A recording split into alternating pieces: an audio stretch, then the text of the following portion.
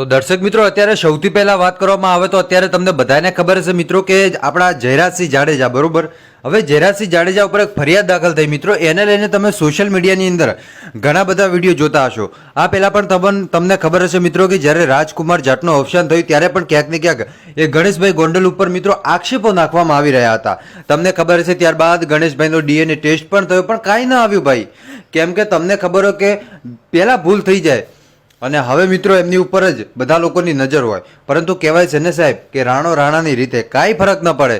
મિત્રો તમે જુઓ ખાલી ગરીબો માટે જે આપણા જયરાજ બાપુએ કામ કર્યું ને ભાઈ, ખરેખર મિત્રો તમે જોતા રહી જશો કે જયરાજ બાપુ આટલું મસ્ત કામ કરે, ગરીબો માટે એટલું કામ કર્યું. ભાઈ તમને ખબર હશે બિપોરજોય વાવાઝોડું આવ્યું, બરોબર, ગરીબોના પતરા તૂટી ગયા, ઘરના ચૂલામાં પાણી ભરાઈ ગયું, ત્યારે મિત્રો ગણેશભાઈ ગોંડલે પોતે એવા વરસાદમાં, જે બિપોરજોય વાવાઝોડું કેવું ત્રાટક્યું હતું ભાઈ ગુજરાતમાં, એવા વરસાદમાં પોતે પલળી ગયા ભાઈ. પોતાને ઠંડી લાગતી હતી આપણા ગણેશભાઈ ગોંડલને, છતાંય ગણેશભાઈએ સાહેબ માનવતાની દ્રષ્ટિએ બધા લોકોને રાતોરાત જમવાની સુવિધા પૂરી પાડી, એમને રહેવા માટે સુવિધા પૂરી પાડી, જ્યાં સુધી એમના ઘરમાંથી પાણી ન ઓસરી ગયું. સાહેબ આ એ પરિવાર કે જે હંમેશા માટે સારા કામો કરતા આવે છે ને લોકો જાણે પડશે ભાઈ. પરંતુ હાલમાં જે એક સોશિયલ મીડિયામાં માહિતી મળી કે મિત્રો એક ફરિયાદ દાખલ થઈ ગઈ. હવે તમને શું લાગે, શું ખરેખર મિત્રો આ વાત સાચી કે ખોટી, મને એકવાર કમેન્ટ કરજો.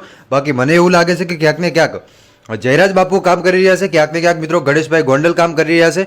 100% આપણે કહી શકીએ કે બહુ સારું કામ કરી રહ્યા છે મિત્રો, ને એમની પાસેથી આપણે ઘણું બધું શીખવું જોઈએ ભાઈ.